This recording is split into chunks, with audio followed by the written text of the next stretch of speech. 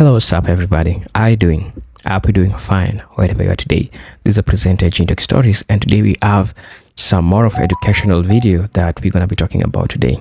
Now, Dr. Cloud Anderson argues that the current condition of Black Americans is not accidental, but deliberately engineered through systemic policies, economic exclusion, and social manipulation.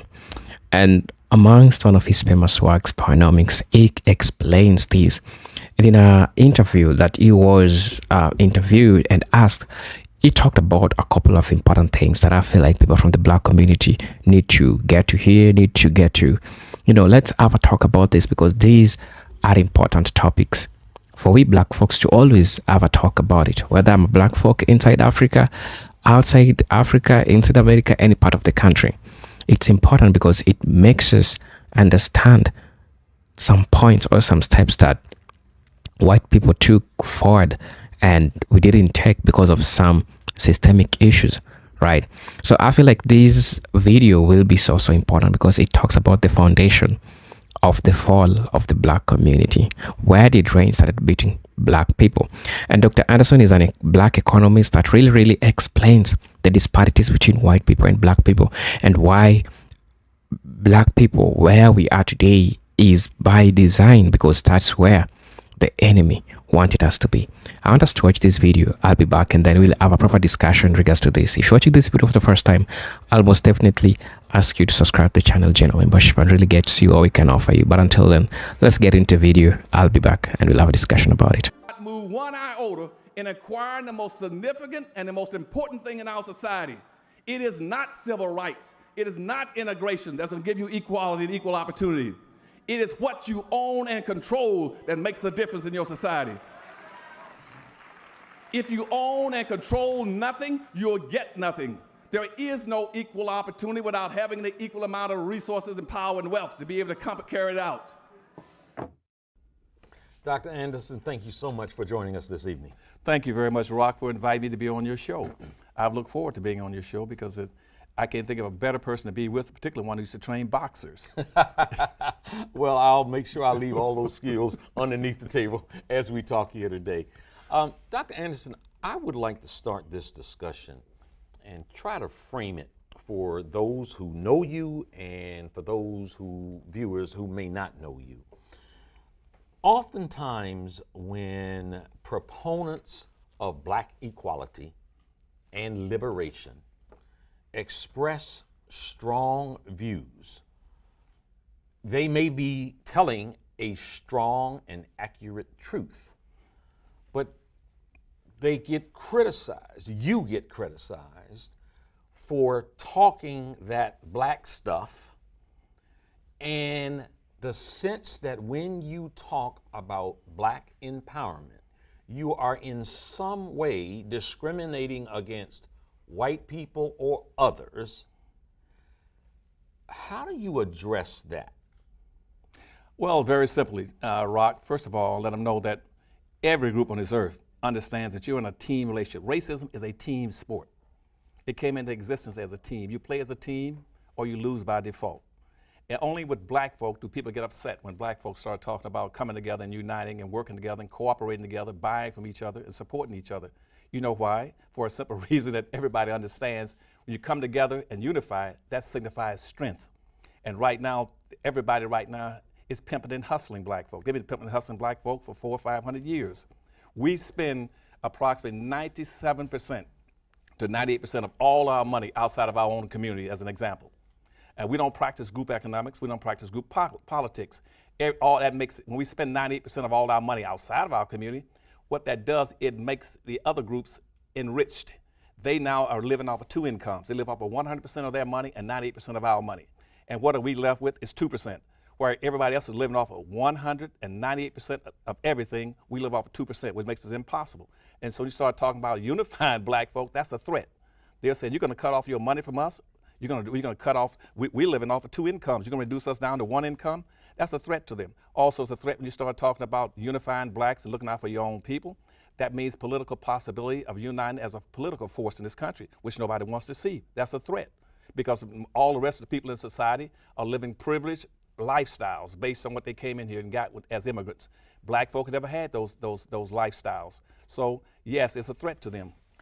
You have forcefully suggested that that is by design, that where black folks are in America today, and to some extent throughout the diaspora, let's talk about America today, is clearly by design.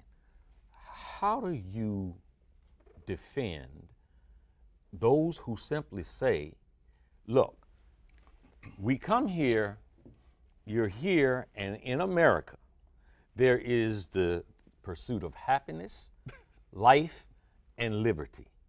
So you, sir, are dwelling on the negative and dwelling in an area of impossibility as opposed to possibility. Well, your first statement was right on point. First of all, it was by design. Your Constitution itself boxed black folk in. We've been boxed in by the United States Constitution because the original Constitution spelled out specifically how black folk would be treated in this country. You just mentioned something about we come here searching for life, liberty, and pursuit of happiness. That was not what it was talking about originally in the Constitution. Originally, when Jefferson and Madison wrote the U.S. Constitution, they were talking about life, liberty, and pursuit of property. Because in the Constitution, black folk were defined as property, 3/5 of a human being, equal to a field animal, and you were treated as property. There's nothing in the Constitution that addressed the issues for black folk. We are locked and boxed into the Constitution.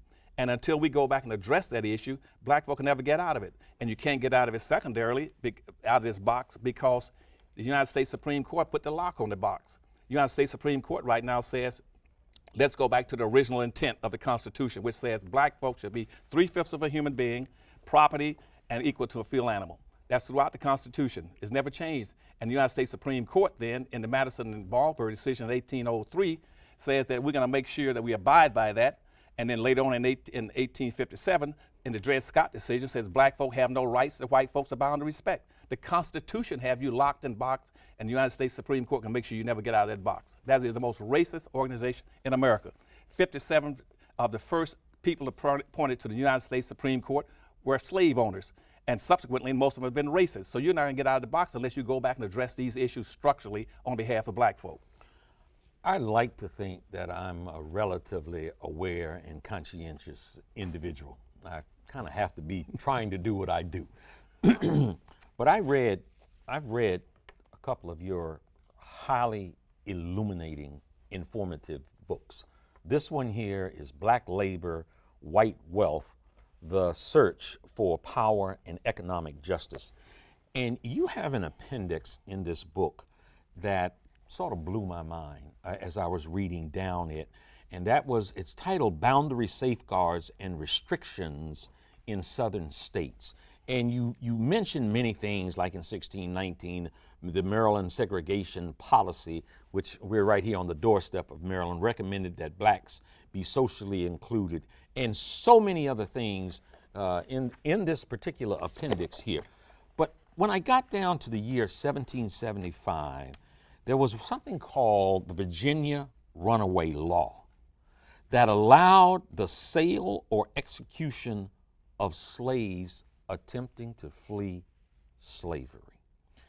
And I thought that I would bring this up in this discussion because oftentimes there are people who say, oh my God, why are you still talking about slavery? And I think that in 2015, there is, for the most part, a wholesale lack of appreciation for the impact that slavery, for the hundreds of years that it was practiced, has on today's world. Right. And see, black folk are still under the impact of 360 years of slavery and another 100 years of Jim Crow semi-slavery. I didn't hear the first part you said. That they're still being burdened, they're overburdened by slavery because no one has addressed the negative impact of slavery on black folk. It's never been addressed. Because what was the purpose of slavery? The purpose of slavery was to systematically, socially engineer black folk into the lowest level of a real-life monopoly game that was based on wealth, power, and control, what you own and control. And slavery itself then maldistributed almost 100% of all this nation's wealth, power, resource, privileges, and controls of all levels of government into the hands of the dominant white society. And black folk don't have enough resources to be a competitive group. When black folk came out of slavery, let's say before they even went into slavery, they owned and controlled nothing. When they came out in the 1860s, a few blacks, about 250,000 black folk, had successfully acquired 1/2 of 1% of this nation's wealth. And that was in 1860, Rock. Here you are 150 years later, black folks still own and control 1/2 of 1% of this nation's wealth. And it's wealth that controls what you get, what your opportunities are going to be. And that 1/2 of 1%, what does it equate to today? That means that the typical white person right now has 3,500 times more wealth than black folk. And we tell black folk to go out and compete with what? What are they going to compete with? They don't own and control anything. They still own and control 1/2 of 1% of anything that value in our society, while they are being burdened down with 6 to 7 times of their fair share of everything that's negative. That all the social pathology is being inflicted on them. They're the ones that are bearing the burdens of low-income housing, poverty, food stamps, welfare, dysfunctional families, no businesses, no opportunities, failing school systems. They're the ones that's being negatively impacted. Nobody has ever addressed the real issues. The civil rights movement didn't address the issues. They started talking about social integration. Social integration was not the problem with black folk, and even the concept of civil rights. They twisted and corrupted that concept. Civil rights was initially talking about what you're going to do for black folk in the country when it came out in 1865 and 1866 in this first civil rights laws. And what those civil rights laws were trying to address was correct the Dred Scott decision of 1857. And what I mean by that black folk had no rights and they could own and control nothing. And so when you had, and here in Washington, D.C., you had some congressmen called radical Republicans like Congressman Benjamin, Thaddeus, and Charles Sumter and the rest of them. They said this, that the only things that black people can ever be in America, they're either going to be free or they're going to be slaves. Minimally, to be free, they must have 40 acres, a mule, and $100. Now, immediately, Andrew Johnson, who replaced Lincoln when he got assassinated, he vetoed it. Yeah. And after he vetoed it, when the conservatives took over the control of black folk, the Northerners walked away from it, left them, abandoned them. Black folk were forced into Jim Crow, segregation, and peonage. And they corrupted the whole concept of civil rights and made it a civil issue for everybody. Nobody's ever enslaved the gays, the midgets, the humpbacks, women, Asians, Arabs, Hispanic, and American Indians. They enslaved black folk. That's why it's critically important, to go back to one of your earlier questions, for people to understand, when you start talking about issues, about rights, the Dred Scott decision said the black man has no rights. It didn't say the Asian man, the Arab man, the Mexican man, the Indian man. It says the black man. So what's happening now is that the whole concept of civil rights and social integration, all this has been mal-distributed and it's been corrupted into what we call fabricated classes. They're getting all the benefits that black folks should be getting today. And it's intentionally and being designed to make sure everything is moved away from black folk and the lock and the box stays on black folks so they never get out of it. There are those that would challenge you to say that you discuss about civil rights, because it almost sounds as if you're saying that the struggle of the civil rights movement didn't yield fruit. And one thing that those who challenge you, Lord knows, as we look at the different people who have addressed some of the things that you've said, is that, for example, the civil rights movement in itself is in large part for Barack Obama sitting at 1600 Pennsylvania Avenue today. Do you discount the importance of him sitting, or is it as important as proponents would say it is that he sits there in the White House? Oh yeah, it's most definitely important in a social context and in a symbolic concept. Very important, because, and unfortunately, that's what black folk have been fed for 150 years, is symbolic achievements, symbolic success. Well, you got a black president, you got Martin Luther King Boulevard, you got Rosa Parks Boulevard, but you didn't touch the structural issue. You did not go back and redistribute some of the resources back into the hands of black folks so they can be a competitive group and a self-sufficient, independent group in America. I mean, what are the benefits, direct benefits do black get from having, in terms of rectifying the structural problems, by having Obama in the White House, by having, we got 4 or 5 black billionaires like Oprah, Tiger Woods. How does that translate over to black people? If Oprah and Tiger Woods lost all their money tomorrow, how does that disadvantage black folk? It doesn't hurt black folk one way or the other, because there's no connection between between Oprah and Tiger Woods being billionaires and helping all these poor black folk, when 38% of all the black people in America are in the poverty level. Having Obama in the White House, how does that translate to benefits for black folk? You write down on a piece of paper, on one side of the paper, all the symbolic issues, then write down how black folk are going to have been benefited. Write down right now what direct, specific sole benefits have gone to black folk by putting Obama in the White House. But so that's important. You mentioned the word redistribute the wealth. Right. And we have a clip I think we have here about you speaking to the issue and on the issue of reparations. Because to some extent, when you say redistribute the wealth, that I think incorporates some form of reparations. Some form of reparations. So we're going to show that clip and we'll discuss it. You're going to have all kind of black folk in this country going to be opposed to reparation for you. They're going to be jumping out. They're going to be jumping out. They're going to be jumping out of the woodwork. They're going to be jumping out of the woodwork because they're scared to death. They're just as scared now as they were in 1860. They're going to say, we don't have anything, and when we ask for something, they'll take away what we got, and we don't have anything, but they'll take nothing away from us. And so you're going to have that group that's always scared, and they're always going to say, it's better for us to have nothing than you try to get something, because that way they'll take us back to nothing, which is where we are already. John Conyers, from his perch there at Capitol Hill, on Capitol Hill, started a long time ago, maybe as forcefully as anyone within the political structure, talking about bills for reparation and the need for reparation.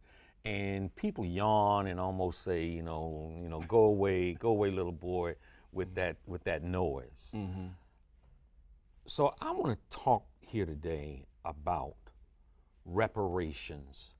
When you say that blacks deserve reparations, one, tell me what you mean by that, and take your time and give us, to the extent that you can, a blueprint of what reparations would look like if Dr. Anderson were a part of the architecture of that structure. I would be delighted to. See, well, first, let's start with the basic premise, is that black folk are exceptional people. They're exceptional people. And they have some exceptionality in this country that everybody overlooks. Black folk have not been treated like all the other people coming to this country. Black folk have been disrespected and disenfranchised in everything and excluded out of everything. Now let's talk about it in the context of reparations. See, all the immigrants came into this country. They came here looking for some form of benefits. The entire American dream is structured on coming to America to get two things: free land and free labor. That's the basis of the American dream. And we have an unending influx of immigrants in this country going all the way back to 1790 with the first immigration and naturalization law, which set up a ranking order. It set up a ranking order in skin color, running from white, yellow, brown, black, from the highest to the lowest in terms of color, of skin color. And that was the immigration law that was set up based on that. Every immigrant that came to this country was entitled to benefits, to get unearned benefits in terms of the American dream. Everybody talks about the American dream, but nobody ever defines it for you. And every nation was alerted to the fact that America was now open for immigrants to come in. And every immigrant came to this country through the homesteading and through head rights. They could get free land in whatever quantities they want, they could claim. When Thomas Jefferson came, Thomas Jefferson got over 100,000 free acres of land. Thomas Jefferson and Washington, they all got over 100,000. Patrick Henry got over 65,000 acres of free land. They got free land. And when the big land rush came after the end of the Civil War, and we had 26 million Europeans poured in this country. Then they opened up the Oklahoma Territory.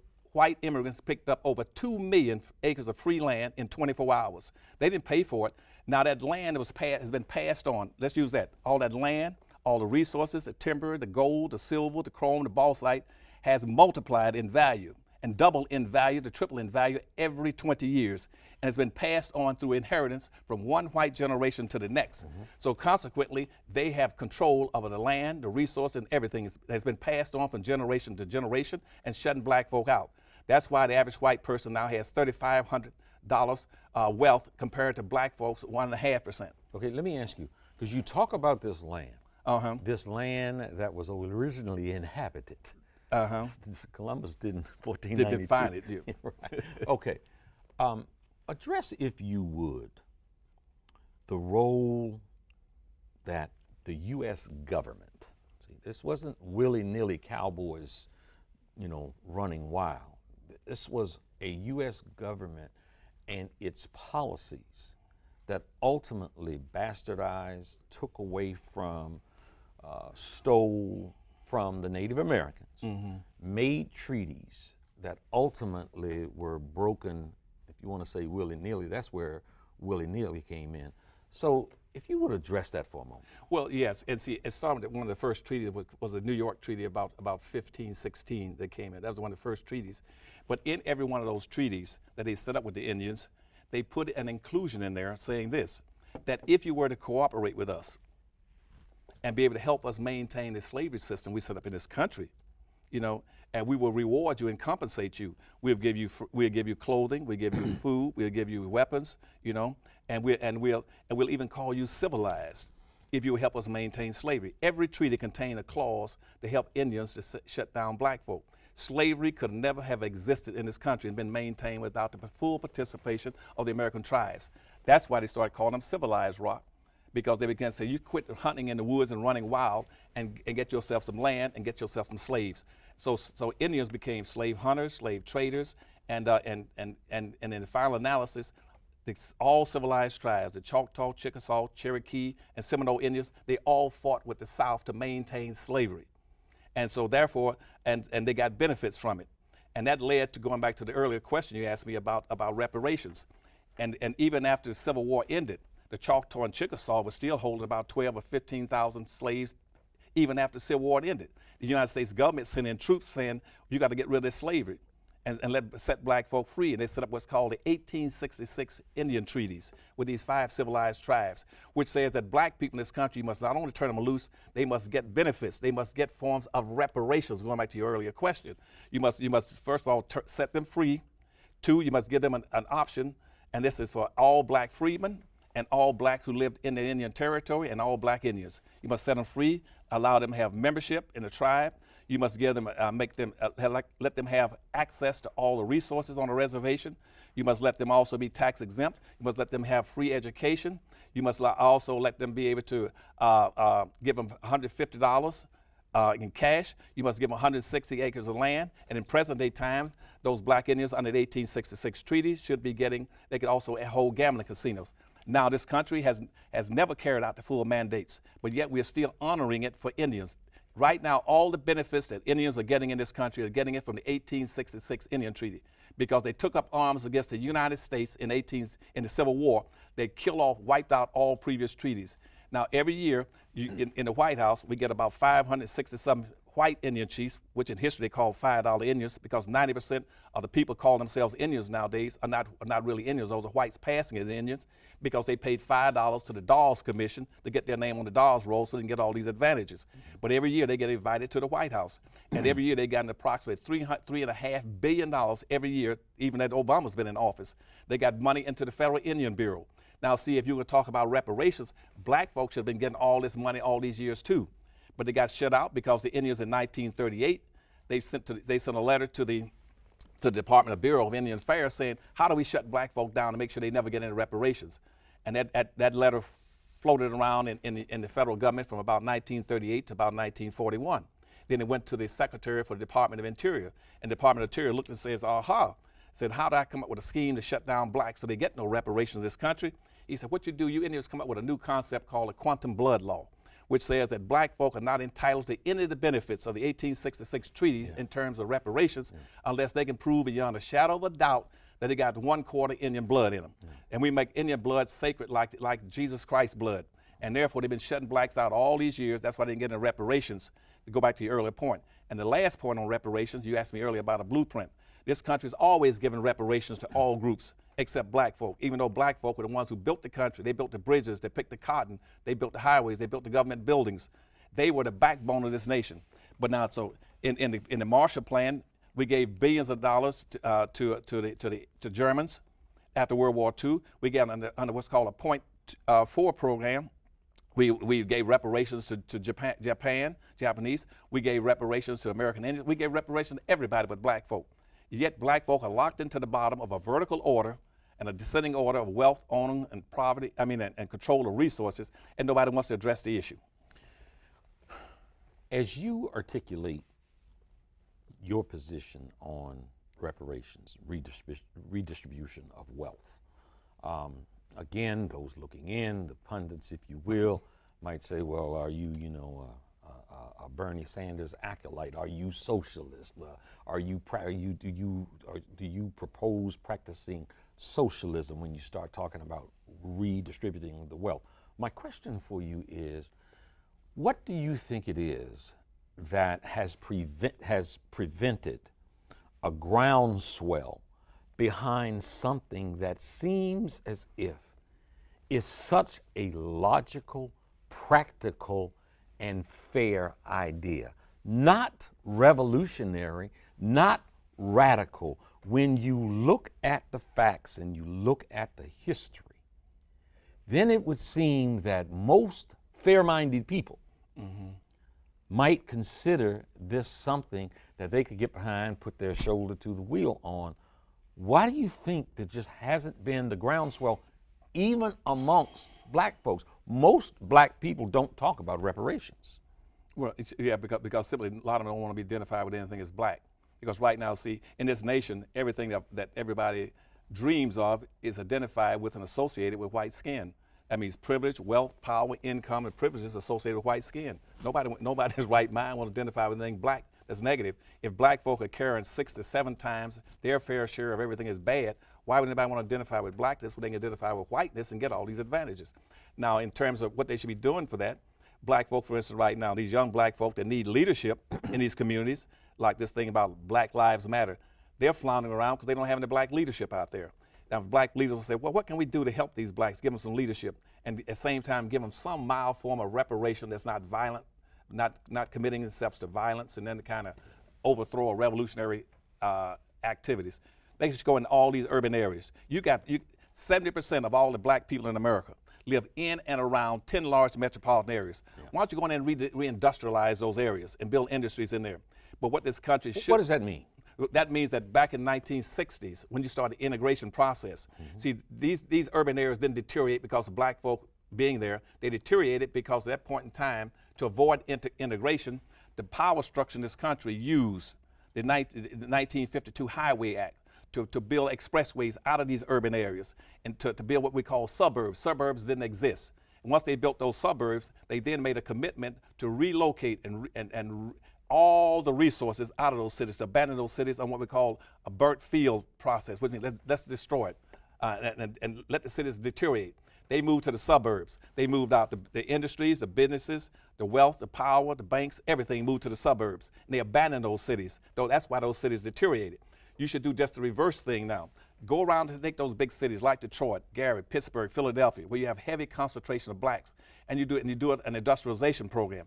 What that means, you start awarding incentives. You set up redevelopment banks in those cities, where now the government puts special funds into their revolving loan funds, like at about a 2% interest rate that's revolving and subordinatable to regular loans, where blacks in those cities can start building their own businesses and rebuilding their own communities rather than socially integrating. Stay where you are and build your own communities. And in those communities, started building industries and factories where you can create jobs, an income base, a tax base, wealth base, an employment base, and begin to build functional schools in those communities. And set up these development banks, and the government should put the money into it. Secondly, you should go— Let me stop you there.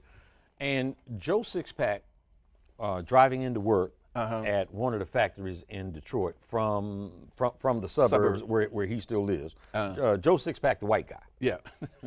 He's going to say, well, wait a minute. My tax dollars, in order to do what you're talking about and redistribute some of this wealth, my tax dollars, my hard-earned tax dollars, are going to have to be touched. And I'm not looking to make that happen. Well, that's good. It should be touched. You know why? He came here. His ancestors came here to get free handouts. That's why they came here. No immigrant spent 3 months crossing perilous oceans to get to the United States looking for happiness. They came here to get handouts, to get free benefits. See, understand this, Rock, and I want your audience to understand it too. 99% of all the black people in America are the direct descendants of slaves, which means they were here before 99% of all the other people arrived. All these people are coming to this country boasting about, my family came from Germany, my parents came from Ireland, my parents came from Greece or Italy. They came here for a specific reason, to get benefits. They get unearned benefits, to profit and enjoy the fruits of black folks' labor and the Indian land. They've already gotten theirs. And now what they're saying is that now that we've gotten everything, we got control of it, we got it free and passed it from generation to next generation, we're not gonna let you have anything. And see, that's grossly unfair and it's immoral. And the worst thing that our society is doing, and they should cease in doing it, is they start equating black folk to all these fabricated groups, like minorities and poor folk and people of color and Asians and Hispanics coming into the country. These people coming to this country today get unearned benefits to enjoy the fruits of black folks' labor. Nobody shut them down. The Chinese started pouring into California after the Civil War to get benefits. And the Mexicans, there were no, in the Civil War, you had about 6,000 Hispanics in the United States. And now you got about almost 57 million. They came in looking for benefits. And I heard Jesse Jackson say one day that, you know, all other groups came here seeking a thrill. That's right. They came. Black folks came here obviously against their will. See, as a black folk are the only non-immigrants. Our country is structured on immigrant rights to give them benefits. Black folk are the only non-immigrants in this country. I know people always say, well, Indians are immigrants. Indians were the original people. No, they were not. The original people in this country were black folk. The Folsom people that came in this country about 16,000 years ago. The so-called American Indians are Asians that came across the Bering Straits about 6,000 years ago. So what I'm saying is that everybody comes to this country to get benefits except black folk. Nobody wants to stick up for and fight for black folks. So you cannot solve the racial problem in this country unless you create a circumstance where black folk can acquire some wealth, power, decent communities, functional schools, and be able to take care of their own people and be self-supportive and competitive and independent. Malcolm X was quoted as saying, and I don't know if my quote will be exact, but something to the effect of, to allow your oppressor to educate your children is to be a fool. Talk to me about, in all of your study and scholarship and research, the role that education has played in depriving, enhancing and or depriving the pursuit of happiness of black individuals. Oh, that's a good one. That's a good one. See, and the education system as we presently know it, Rock, came into existence. It didn't even exist until after slavery. The present system came into existence, and one of the primary reasons it came into existence was to educate the offsprings of slaves, to be able to give them an educational opportunity. And they structured it so that basically that it would be, even though it would be a manual education, you know, manual art training, but it did come into existence. And to a large degree, black folk contributed to the development of those school systems. They worked hard to build those schools, selling flowers, pies, cooks, and cakes, and building with their own hand. And that was like in 1866. In 1866, keep in mind that up until that point, we had laws in this country that forbade the educating of a black person. Yeah. You get caught teaching a black person to read and write would cost you $100 and 39 lashes with a whip to be caught teaching a black person to read and write. Black folk were suffering from imposed ignorance. They were being mandated to be ignorant, and if they weren't physically or in fact ignorant, they had to act and pretend they were dumb. They had to dumb down. Right. But between 1866 and let's say 1896, in that 30-year period, even though 96% of the black folk could not read and write in 1866, in a 30-year time period, those black folk almost by themselves educated, reduced their illiteracy rate in this country from 96% down to about 44%. Nobody has ever done that in the history of this world. No group that had been enslaved for 300 or 400 years could in 30-year time period set a record for educational achievement. Now, and they did it. So but then by, let's jump and show how that worked though. By 1950, a black person with an education was still not getting the benefits of having an education. Education usually has benefits that follows it once based on the achievement levels of a group of people. Achievement benefits never followed black folk in education. So in 1950, the average black person with a college education could not earn as much as a white high school dropout because they were not getting the benefits of having an education. And what you have to do nowadays is go back in those, when I say you go back in these urban areas where all these black folk are, you got to rewrite the curriculum. You cannot have a curriculum that is designed for to educate white children and all these other groups who've not been oppressed, denied, and rendered dysfunctional. You cannot use the same curriculum on them. You need to shut down all these schools in these urban areas. Shut them down, close them down, and say, now we're going to rewrite the curriculum based on the needs of black children. Okay. You say shut them down, close them down. Right. And any administrator, Kaya Henderson, who's superintendent of school, chancellor of schools here, and anybody else would say, that's so impractical. That would destroy our children. No, I mean, that wouldn't. Now, I don't know about Henderson, but I was over education for the state of Florida. I'm the only one, only black person in America that was over the entire education system for 7 to 8 years for the whole state of Florida. I was over everything from the first grade of the nursery school all the way to the universities in both the public sector and the private sector. You got to be realistic. Black kids need a special kind of education. We are the only people on this earth that, for instance, have never enjoyed the fruits of an industrial revolution. Everybody's done it. We have never had those kind of values, those kind of experiences. You got to go in there and say, now, what are the things that black children need? They need things that are different from the white child. They come to school with different emotional, physical, and financial baggage than the regular kids do. You got to modify your curriculum based on the needs of black folk in this country. As an example, supposing right now I was to tell you that we all now, that the world's coming to the end, we got to go to the moon. What you should do is say, now, how does that impact your school and your curriculum? You have to, we need to go into our schools and shut down our curriculum and begin to teach our kids how to survive on the moon. What kind of expertise and training would they need? We're going to need pilots, we're going to need astronauts, we need chemists, we need biologists, we need people in physics, physical science. You need to rewrite the curriculum so they include all these things to help elevate black folk up so they can be a competitive group along with all the other people. The other kids that are coming to the school system, they come from families and from cultures that have already inculcated certain kind of values, skills, and amenities into their lifestyle. We never had that. You got to bring those black kids up and make schools worthwhile. Right now, most of the schools like in Detroit, Michigan, they are dysfunctional. Half the black kids that graduate from high school can't read and write. Why do you keep passing these kids through school talking about, well, we ain't gonna shut the schools down? Shut them down and restructure them. Now, that's what I recommended. But here's what's happening in Florida. When in Florida, doing integration, here comes whites now and say, well, Dr. Anderson, what we're gonna do with these schools, we're not going to integrate our schools. What we're going to do is create charter schools. We're going to shut your schools down, but we're going to create charter schools to replace the public schools. We're going to set up segregated academies. We're going to set up religious schools and shut your schools down because we're going to make sure our kids get what white kids need in the South. And say the same thing, black kids, these black teachers and principals say, we're going to close our schools for a month or whatever time it takes, or during the course from June until September, say, let's rewrite the curriculums and started providing these kids with some education that are qualified them to do what? To make sure that they never graduate from school without either a scheme in their head or a skill in their hands. Every black child should be taught economics and basic training and business development from the first grade to the 8th grade. And by the time he gets to the 8th grade, he should be stimulated to be able to learn how to create things, to modify things, to produce things. When he gets to high school, he should at least be taught some basic skills, at least 2 years of skill training. Like it used to be. Why aren't they graduating being plumbers, electricians, tool and die makers, or sheet metal, woodwork, carpentry? Right now, if you go call Sears out to your home, most of the people coming now doing all that basic work are not black folk. They're immigrants coming into your house doing the work for plumbing and electric work and woodwork and bricklaying. Look at the construction companies. Blacks used to have that. You got to make sure these black kids do not graduate from high school ill-equipped to compete. Quit sending so many black kids to college. You don't need all them black kids in college. Black kids now graduate with a master's degree working in McDonald's and Wendy's stores because they master nothing. Yeah. Quit getting black folks master's degrees with masters so they can't master anything. Let me ask you about people know you. There are videos of you with thousands and thousands of people, eyeballs on your videos. I didn't know that. That's paying attention to what Dr. Anderson has to say.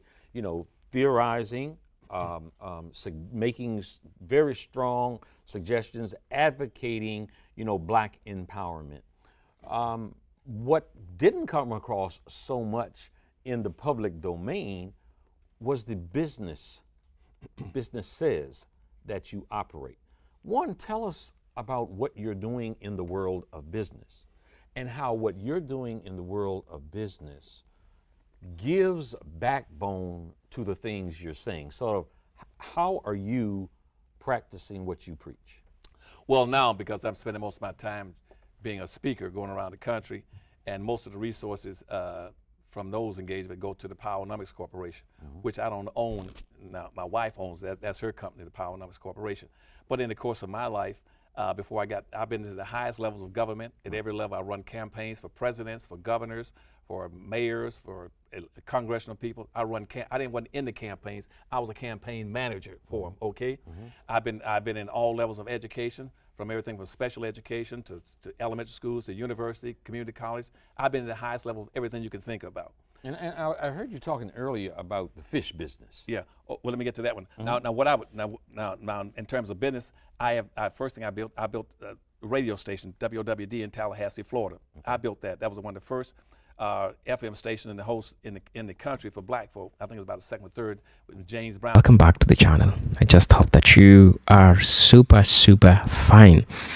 Now, Dr. Cloud Anderson talks about great topics, great things that I feel like we need to sit down and give it a hear, right? Because it's important for us to have these discussions.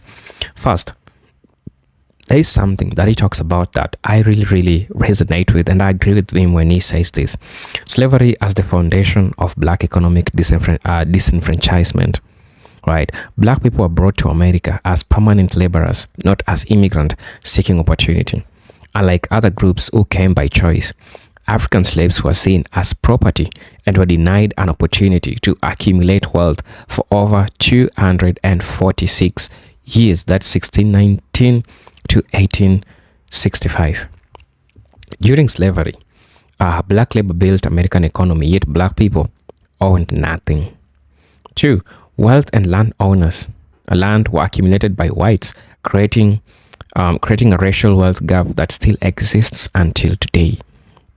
Laws were made illegal for enslaved Africans to own property, receive formal education, or participate in commerce. White families passed down wealth over generations, while black families had nothing to pass down, right? Another thing that he also talks about is the post-slavery trap, what we called sharecropping in the black codes. After slavery ended, black people were supposed to be integrated into the economy. However, white elites designed a system to keep them economically powerless. No land redistribution. Black people were promised 40 acres and a mule, but President Andrew Johnson reversed this and gave the land back to the former slave owner. This forced black people into a new form of economy, slavery, called sharecropping. Black codes and Jim Crow laws were put in place to criminalize black economic independence. Black people could be jailed for not having a job, then forced into unpaid labor, what we called convict leasing. Also, talking about exclusion from economic policies.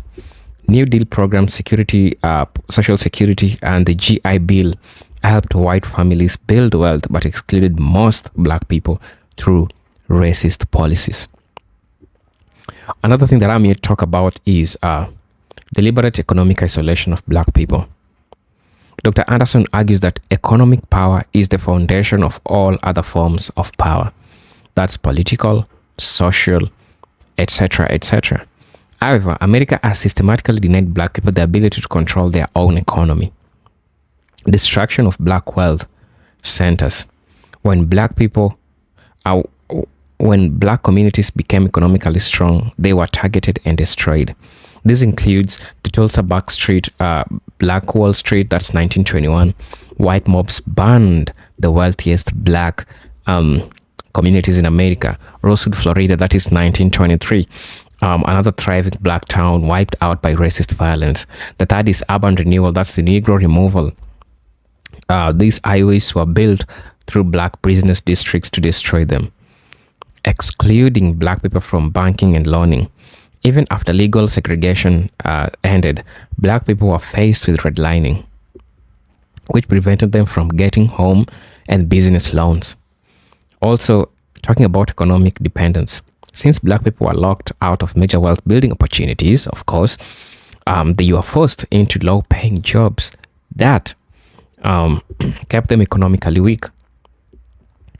Political powerlessness by design. That's also another thing. Political powerlessness by design. Dr. Cloud Anderson emphasizes that economic power controls political power. Without an economic base, black people are politically weak because, first, they don't control campaign financing. White businesses fund politicians. Two, they don't have their own political agenda. Black politicians serve party interests, Democrats or Republicans, rather than black interests. Three, they are kept divided. Black people are encouraged to focus on civil rights rather than economic rights. Because black Americans never built an economic base, they are politically dependent on white society. Unlike other groups, Jews, Asians, Latinos, all fund their own political candidates. Black politicians rely on white donors, which limits their ability to push black-centered policies. Also, another thing that I would like to talk about is cultural manipulation to keep black people distracted. Dr. Cloud Anderson also highlights how black people have been socially engineered to remain powerless through cultural manipulation. First, the promotion of consumerism over wealth building. And it is true, black people are the biggest consumers but own fewest businesses. And I think this is a topic that I've talked about for the longest time. Another thing is glorification of sports and entertainment. Black youths are encouraged to become athletes and entertainers instead of business owners and political leaders. Also, another thing is black between black men and women, division between black men and women, the destruction of black family structure through welfare policies, mass incarceration, and media influence has weakened the community. I'm going to be talking about the powernomics, the solution. This is what Dr. Cloud Anderson main focus is on. Now, Dr. Cloud Anderson argues that black people must stop expecting government to help. Instead, this is what they're supposed to do. 1. Practice group economics. Black people should prioritize sending money within their community, just like any other ethnic group. And I think I've also tried to reinforce this by trying to tell you, support black by black, like support your community, because other communities are standing for themselves, except for black people that are not standing with their own. Another thing is build their own business. Instead of seeking job from white-owned companies, black people must create their own industries, control their own politics, support candidates who push black economic agenda, not just symbolic diversity. Another thing is owning media and education. Black communities must control the narrative about their history and future. So, what will you say about this? Dr. Cloud Anderson makes it clear black people in America were never meant to be equal. They were meant to be permanent labor class. The wealth gap exists because black people were legally locked out of economic opportunities for centuries. The destruction of black business and communities was deliberate to prevent black economic independence. The focus of civil rights instead of economic rights has kept black people politically weak. Cultural engineering has kept black people distracted from real power. So that's the truth of everything that is happening that Dr. Cloud Anderson shares with us. Thank you for tuning in. Thank you for watching this video. Until then, these are presented Gene Stories, and I'm hoping to see you on my next video. Until then, peace, love, and harmony. Salute.